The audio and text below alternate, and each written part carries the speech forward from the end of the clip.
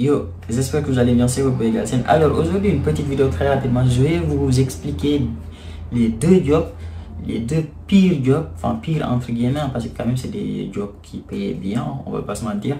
Mais voilà, je vais quand même essayer de vous expliquer voilà quelques petits trucs qui m'ont arrivé là-bas et c'était vraiment chaud. Donc voilà, si c'est bon pour vous, c'est parti. Générique. Lancement de produit.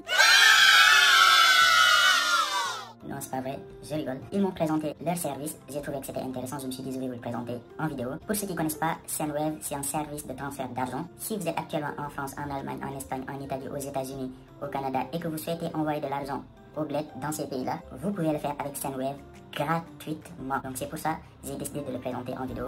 Puisque ça ne vous coûte rien, j'ai décidé de le présenter, ça ne me dérange pas. S'il y a d'autres personnes qui font des trucs gratuits pour vous, bah ça ne me dérange pas de vous les présenter. En plus de ça, si vous téléchargez l'application et en vous inscrivant, si vous utilisez le code promo BoyGalsen, vous avez 5 € gratuitement que vous pouvez envoyer à votre petit frère, à votre copine, à votre maman, je sais pas, ils peuvent l'utiliser pour acheter du crédit, c'est pas beaucoup, mais quand même. Et sans vous mentir, si vous gagnez 5 €, moi aussi je gagne 5 €. Donc voilà, ça va me permettre d'acheter peut-être une caméra, on sait pas. Donc voilà, téléchargez l'application et inscrivez-vous, utilisez le code promo BoyGalsen, vous avez 5 €, vous avez 5 € et le peuple est content. Par contre, si vous êtes au bled, bien sûr vous ne pouvez pas le télécharger, c'est uniquement pour les personnes qui sont en France, en Allemagne, en Italie, en Espagne, au Canada, aux États-Unis. Donc si vous êtes au bled et que vous connaissez quelqu'un dans ces pays-là, bah, vous pouvez lui demander de télécharger l'application, de mettre le code BoyGalsen, d'avoir les 5 € et vous lui demandez de vous les transférer, comme ça vous pouvez acheter du crédit. Donc voilà.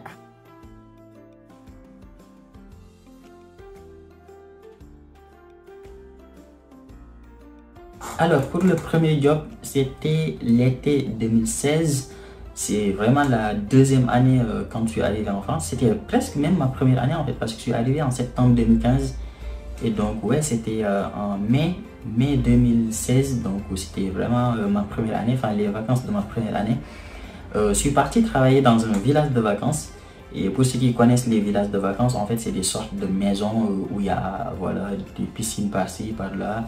Les gens viennent en famille avec leurs enfants, ils dorment là-bas. Il y a la piscine, il y a les restaurants, il y a tout en fait. Il y a vraiment tout. Il y a des animations qui sont organisées, des randonnées qui sont organisées, etc. Et du coup, bah, moi j'étais recruté en tant qu'employé polyvalent. En gros, j'étais vraiment polyvalent parce que je faisais trois choses. En gros, je faisais beaucoup de plonges, je faisais du service, donc j'étais serveur. Et je faisais également de l'animation. Les animations, c'est juste aller voilà, voir les enfants, faire organiser des petites fêtes, des cartes, jouer aux cartes, genre faire des animations et tout pour vraiment les... voilà. D'abord, il faut savoir qu'un animateur, c'est pas une personne normale. En général, c'est un jeune qui va bosser 24 h sur 24 pendant plusieurs semaines, pendant ses vacances, pour gagner un salaire. Je sais pas si on peut dire salaire, en fait. Pour gagner 3 cacahuètes, sans sel, et sans rien. Pour faire en sorte qu'ils s'ennuient pas. Mais moi, j'avais la chance d'animer en fait des adolescents. Donc, ils avaient entre 12 et 16 ans. Donc, ça va. En fait, ils sont un peu grands, ils sont pas très cons. Et du coup, bah, tu pouvais organiser des petites choses, partir jouer au foot, faire des lancers de basket, jouer aux cartes, genre voilà, tout ça, des bails comme ça. Donc je le faisais et franchement, ça s'était bien passé, les animations, parce que c'était des enfants qui étaient quand même très cool. Tu organises des trucs, ils respectent et tout, ils font ce que tu leur demandes de faire. Donc c'était en globalité, on va dire, c'était vraiment très bien. Mais les deux pires missions, c'est surtout le côté serveur et le côté plongeur. La plonge, comme je vous ai dit, c'est un village de vacances. Donc, qui dit village de vacances, dit énormément de gens qui viennent manger au restaurant à midi et à 19 h. Du coup, j'avais, on va dire, environ de presque 250 assiettes, si je ne me trompe pas, genre un bail comme ça. Et du coup, bah, toi, tu es à la plonge et les serveurs, ils amènent les assiettes en fait. Ils amènent, et toi, tu laves, tu ranges, tu ranges. Et c'était vraiment une grosse machine. Et franchement, c'était tellement physique. Et il y a eu plusieurs moments genre, pendant le service où je me suis dit, putain, je vais arrêter, je vais démissionner en fait. Mais à chaque fois que je pense au salaire qu'on va me verser à la fin du mois, je me dis, vas-y, quand même, je vais me sacrifier, c'est pas grave. Mais franchement, c'était un travail très physique, mais à un niveau... Et surtout, c'est dans la salle de plonge, donc il fait extrêmement chaud.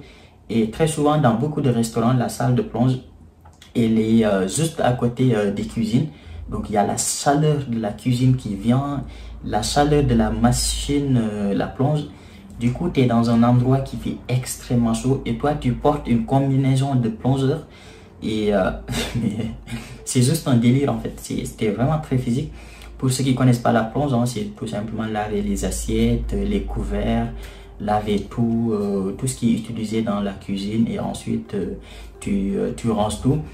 Mais en fait, franchement, pendant tout le service, c'est-à-dire le moment où les gens mangent et que tu laves les assiettes, parce que ce qu'il faut savoir, c'est que les toubabs là, les blancs, ils ne mangent pas sur une seule assiette et après fini. Non, c'est trop facile alors. Sinon, ça serait trop facile. Ils prennent une assiette pour les entrées, une assiette pour un plat. Et vu que c'était un buffet, les buffets, pour ceux qui connaissent, tu as beaucoup de plats.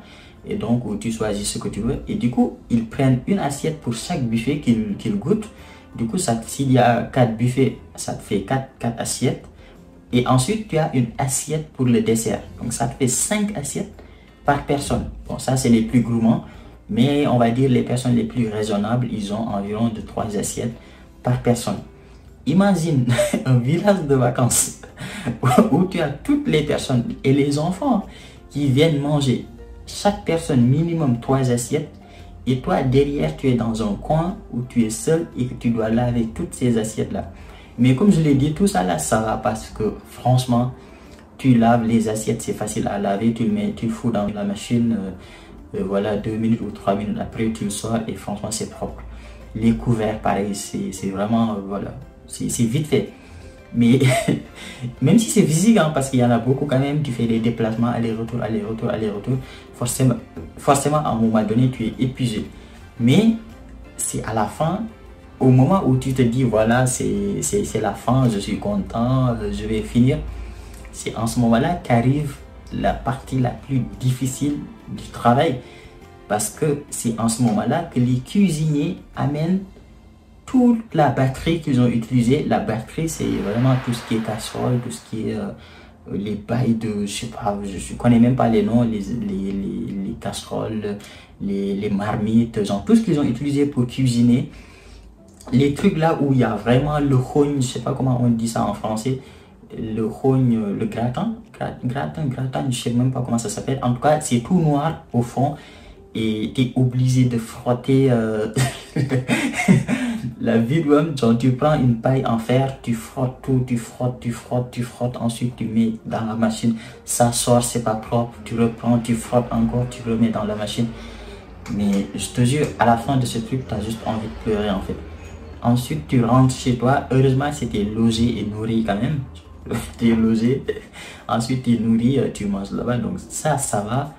Mais franchement, c'était le pire job, presque le pire job que j'ai fait en France. Et il y a aussi la partie serveur où voilà, le serveur, ça va encore. Même si c'était un peu compliqué parce que c'était ma première année. Et j'avais un français de merde. Enfin, pas un français de merde, mais j'avais un accent qui était très fort. J'ai toujours l'accent, mais avant, j'avais vraiment un accent qui était très fort. Du coup, quand je parle avec les gens, ils ne comprenaient pas forcément tous les bails. Parfois, ils parlaient, je ne comprenais rien du tout. Ils me demandaient d'amener des salades, moi j'amène des choux. Ils me demandent d'amener des patates, moi j'amène des pâtes, etc. C'était le bordel déjà. À un niveau, tu peux même pas comprendre. Dépêche-toi. Le plat du jour, c'est quoi? Le plat du jour, c'est le plat du jour. Tu sais lire, c'est écrit là, plat du jour. Et du coup, le fromage Bah, le fromage, c'est du fromage, fils de pute. Madame, tu prends quoi? Non, moi ça ira, merci. Ah, tu consommes pas? Bah, tu te casses. Alors? Je me rappelle même à l'époque, on m'appelait sous en fait, sous, parce que moi j'ai un problème avec le se. Du coup, au lieu de dire sous, sans sous, les choux, enfin le légume, hein, je disais sous en fait, je disais sous au lieu de sous. Du coup, les gens ils se moquaient de moi en fait. À chaque fois que j'arrivais, ils me disaient ouais, sous, et sous, amène-nous les sous. C'était drôle, mais voilà. C'était raciste quand même. Maintenant que j'y pense, c'était quand même raciste, sa mère. C'était raciste, hein? Mais bon, on s'en fout. Mais voilà, c'était très dur ce job où j'ai fait quand même là-bas 4 mois. Je suis parti en avril, je crois, parce que moi, dans ma fac, on finissait les cours très tôt. Du coup, j'avais fait mai, juin, juillet et août, ouais, c'est ça, c'est 4 mois. Et franchement, ça payait bien quand même, ça m'a permis de financer l'année suivante. Et franchement, c'était très intéressant. Le deuxième job que je vais vous présenter rapidement, c'est un job que j'ai décroché, je crois, en 2018. Et je travaillais dans un centre hospitalier psychiatrique. Donc l'hôpital des fous en gros. Donc c'est des fous enfin, dans l'hôpital. Et du coup, bah, moi, mon travail, c'est dans un centre hospitalier. Hein, je ne vais pas donner le nom, mais ceux qui sont à Clermont connaissent, c'est vers Samalière, pour ceux qui connaissent. Donc, ce que je faisais, là-bas aussi, je faisais un peu de plonge, mais je faisais beaucoup de distribution des repas pour les fous, etc. Bah, ils finissent, on récupère tout, on les surveille un peu quand ils mangent et tout. Mais le problème, c'est que c'est des fous, hein. Oh, c'est des fous. C'est des fous, hein. Bah, du coup, parfois, ça arrive qu'ils t'insultent, mais genre, sans aucune raison. Hein. Sans aucune raison. Tu fais quelque chose, je sais pas, tu viens récupérer une assiette, bah, ils t'insultent, mais genre, ouais, Nitas. Après s'être fait tuer sur son jeu, il a complètement détruit son bureau. Ouais, enfin, ils t'insultent, mais genre, de ouf. Ils étaient pas vraiment violents, mais j'avais l'impression quand même qu'ils pouvaient te taper, mais genre sans faire exprès en fait. Bah en même temps c'est des fous. Putain, j'ai l'impression d'être des fous genre, toutes les secondes. Mais voilà, genre c'était quand même très intéressant comme job. On était 3 et on les surveillait, genre et tout. Et bah on jouait parfois avec eux au baby-foot, etc. C'était cool, mais en fait tu travailles avec la pression en fait. Genre à chaque fois que tu fais quelque chose, même quand tu marques un but, genre, derrière tu te dis genre quand même peut-être le gars il va s'énerver, il va te taper en fait. Mais voilà, franchement c'était quand même cool. Et derrière voilà, comme je l'ai dit, on faisait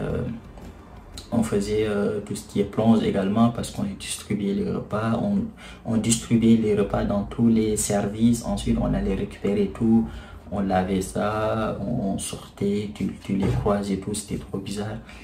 Et ils ont des comportements, genre, tu peux même pas comprendre. Mais bon, c'est des fous, ça je comprends. Mais voilà, c'était quand même une expérience très intéressante. Et on va dire que c'est les 2 gros jobs que j'ai fait en France. En fait, les 2 vraiment gros jobs parce que le travail dans le centre hospitalier, c'était quand même un CDI. Donc c'était très intéressant. Et enfin, j'ai failli donner le nom. Mais dans le village de vacances, là-bas, c'était un CDD, enfin c'était un travail saisonnier et c'était donc 4 mois et 4 mois voilà temps plein ou parfois je faisais 35 heures, parfois 39 heures, parfois 42 heures et c'était vraiment très intense, mais voilà quand même c'était très intéressant. Enfin dans le centre hospitalier bah, je faisais seulement 10 heures, non ouais 12 heures par semaine hein. Franchement c'était samedi et dimanche et c'était vite fait. Mais ça me permettait quand même de gagner un peu pour au moins payer mon loyer. Et franchement, ça me permettait de payer le loyer et gérer tout. Hein. Ça me permettait de gérer tout en même temps. Donc voilà, c'était intéressant. Et voilà, c'est les 2 jobs que je voulais vous présenter dans cette vidéo. Si ça vous a plu, le gros like. Vous connaissez maintenant le gros like. Gros like comme ça là.